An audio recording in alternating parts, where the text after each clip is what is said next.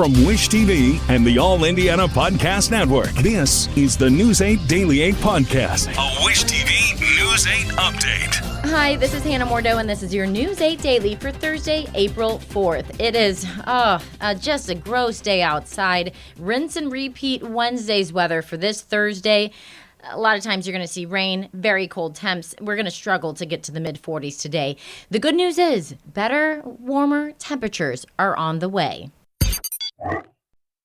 Audible's romance collection has something to satisfy every side of you. When it comes to what kind of romance you're into, you don't have to choose just one. Fancy a dalliance with a duke, or maybe a steamy billionaire. You could find a book boyfriend in the city and another one tearing it up on the hockey field. And if nothing on this earth satisfies, you can always find love in another realm. Discover modern rom-coms from authors like Lily Chu and Allie Hazelwood, the latest romantasy series from Sarah J. Maas and Rebecca Yarros, plus Regency favorites like Bridgerton and Outlander. And of course, all the really steamy stuff. Your first great love story is free when you sign up for a free 30-day trial at audible.com/Wondery. That's audible.com/Wondery.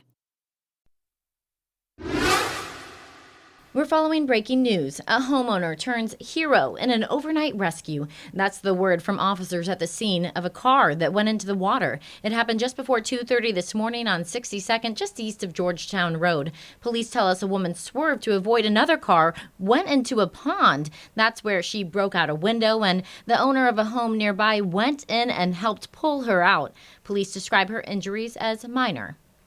More breaking news this morning in Fayette County. State police are giving us details on a police shooting in Connersville that sent a man to the hospital. Fayette County SWAT officers and Connersville police responded to a domestic call just after 10 last night on Gabbard Road.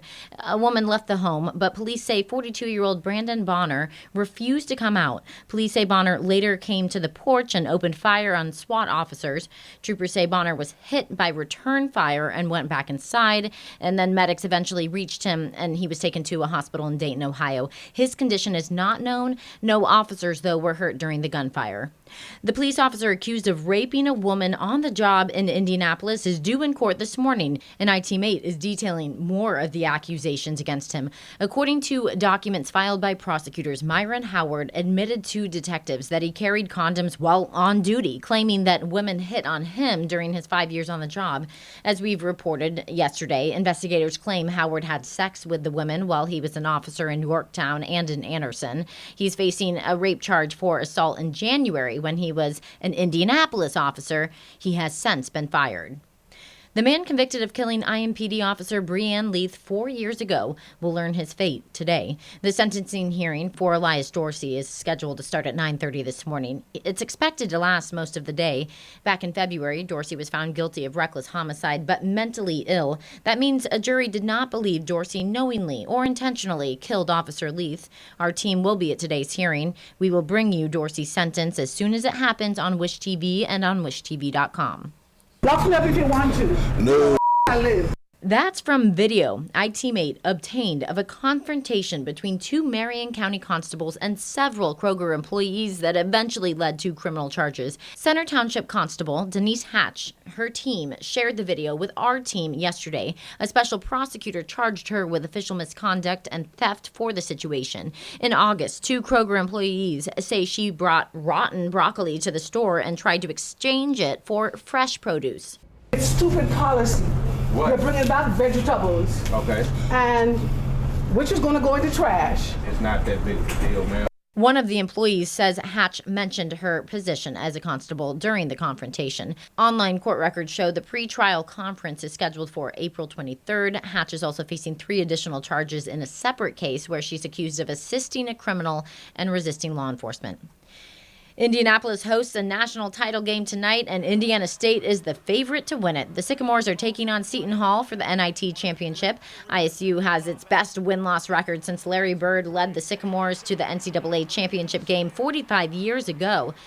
That team lost to Magic Johnson and Michigan State. Sycamore star Robbie Avila has developed a cult following with his play and his signature glasses. He says the team is just trying to enjoy every moment. It's been amazing. This entire run from starting at the Homeowner Center, those 3 games, you've been, sellout crowds, been a lot of fun to come into Hinkle and, seeing a sea of blue. Obviously Utah was a really good team. It was a great game, but to continue to play in front of our fans like that is just, it's been a blessing. If Indiana State wins tonight, it will be their first men's postseason basketball title since they were the NAIA national champions in 1950. Tip-off between ISU and Seton Hall at Hinkle is at 7 tonight. As we count down to Caitlin Clark potentially being drafted by the Indiana Fever just 11 days from now, the Iowa Star continues to rack up awards.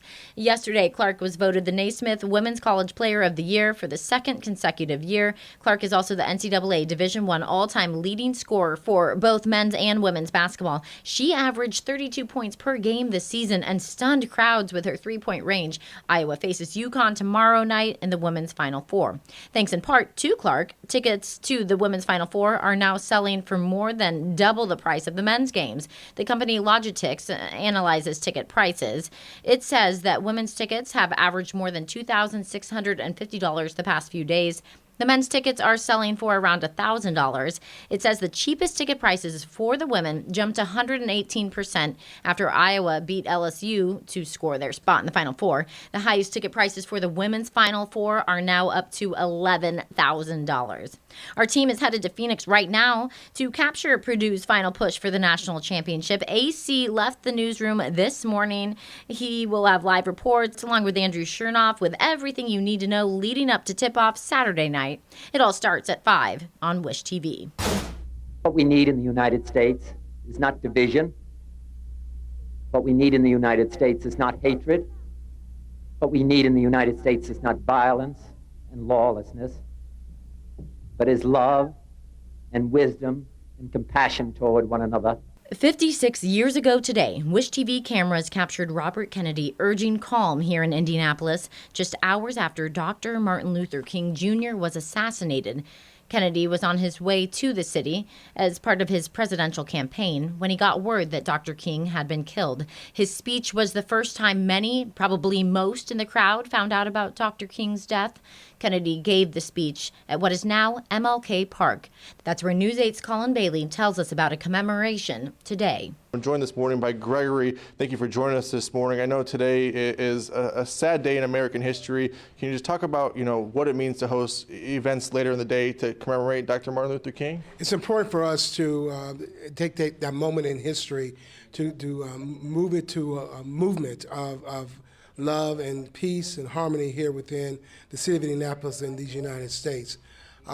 What happened 50 plus years ago, 5 decades plus years ago, was tragic. And when Robert Kennedy was here, Senator Kennedy was here, he talked about what happened that day, and he gave an impromptu speech to why we need not to fight and be angry with each other and have lawlessness, but to come together and have conversations and convene education opportunities for us to move forward.